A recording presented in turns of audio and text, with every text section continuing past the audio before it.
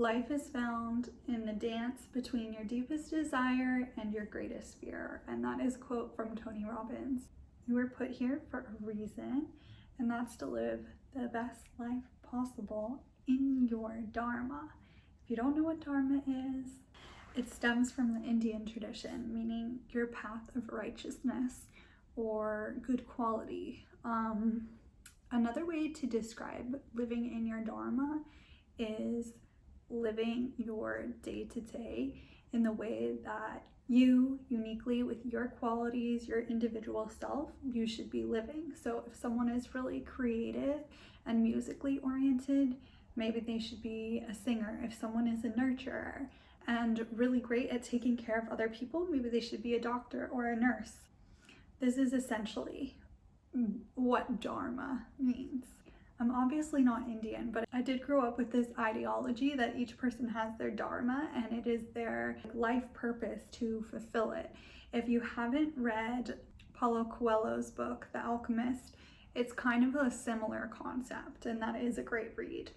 So to live your dharma, your truth, your individual truth, and what you really should be doing with your life, you have to be very transparent with yourself and honest with yourself and answer a few questions. And those questions can help you figure out what path to take. A good question to ask yourself is, how would you live differently if you knew your days were numbered? So if you were going to die tomorrow, or you were going to die next week or next month or next year, sometime in the relatively soon future, how would you change your life? Is there anything that you would change, or would you leave it exactly the way it is? Would you move? Would you live differently? Would you have a different routine? Would you be doing different things with your day? Those are good things to look at to figure out where you are being held back from what your purpose is, what you really want to do, and not taking action on. For example, if I want to be a surfer, but I am living in landlocked Midwest USA, there's something going on there. There's some fear there. If that's really my goal, if that's really my dream, and I know that I have a limited number of days on this earth, which we all do, we don't live forever, but sometimes you have the concept that you are immortal, you're gonna live forever, you know, you can do it next year, you can do it in 10 years, you can do it when you retire. I really don't think that people should be living that way. So with this question in mind, what would you do if your days were numbered and you want to be a surfer? You're probably going to move somewhere to the coast, maybe San Diego, Hawaii, you know, somewhere where you can surf on a at least weekly basis. Another question to ask yourself is, which people do you admire the most and why? I've also heard that the people that you are jealous of are the people that you should be working with and collaborating with. And I like that a lot, because if you're jealous of someone's vocal abilities and the way that they sing, it's really just showing you an aspect of yourself that you desire to be. So if you're jealous of, let's say, Alicia Keys, I don't know, she just played at the Super Bowl. Her voice did crack, but she still has a beautiful voice, is very, well, my voice just cracked. She still has a beautiful voice, is very talented. Let's say you're jealous of Alicia Keys. Then in that case, it's showing you an aspect of yourself. Maybe you're jealous of her voice, maybe you're jealous of her ability to play piano, maybe you're jealous of the way that she performs and her stage presence. These are things to look at, and instead of having the emotion of jealousy, maybe it can be an emotion of admiration and something that you want to emulate for yourself and bring into your own life. So which people do you admire most and why is a very good question to ask yourself to kind of like get your gears going, get moving. Another good question to ask yourself are, what are your most dear memories? I think for me, my most dear memories are really spending quality time with family. and also doing creative work. So if your most dear memories are spending time with family, maybe you need to make that a priority in your life, or maybe it's showing you that you want to have your own family, that you want to be a mother or a father, or, just that relationships are the most important thing to you. If your most dear memories are being of service to others, then that is also a good indication of maybe your dharma is working in a service role. Maybe it is working within some sort of nonprofit aspect of business, or being a lawyer. Lawyers are of service to others. There's immigration lawyers, divorce lawyers, all different types of lawyers, and you're helping someone in a very tough point in their life, and you're being of service to them. There are lawyers that do pro bono work, and there are, of course, lawyers that make a lot of money. So it can go either way, and being of service to others doesn't just have to mean like a nurse or a doctor, which I think are typical career paths that come to mind, but you could also be like a doula or a nutritionist, or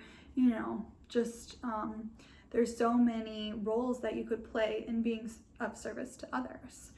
So what are your most dear memories is a very good question to ask yourself.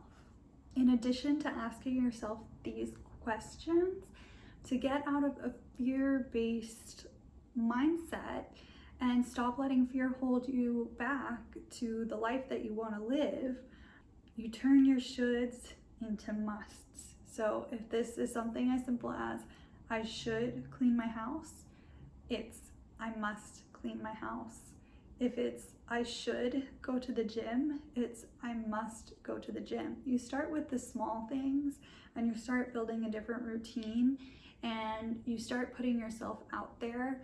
If there are small things that you're afraid of, say you're afraid of taking a dance class because you don't want to embarrass yourself, start there. That's pretty small. You can go to a dance class once a month, then you can go once a week, and then you'll get better. You're going to grow in confidence, and you'll start enjoying it more, and then you're probably going to go multiple times a week or just practice more.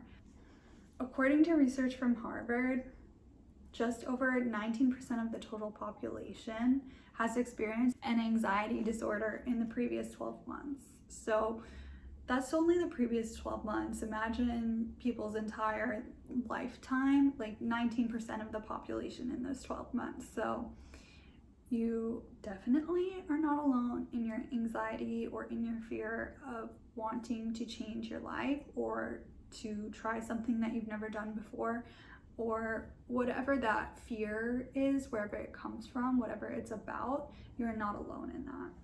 Life is found in the dance between your deepest desire and your greatest fear. And that is a quote from Tony Robbins. I think that's true. Sometimes you already have an inkling or a thought about what you want to do in life, or you want to create, and how you want your life to be, and you are held back by fear. But why would you have that thought, and why would you have that desire if it wasn't something that you could do? Say you have the desire to run your own business. Maybe you want to start your own blog, and you're scared and you're held back by fear of what other people are going to think of you and putting yourself out there.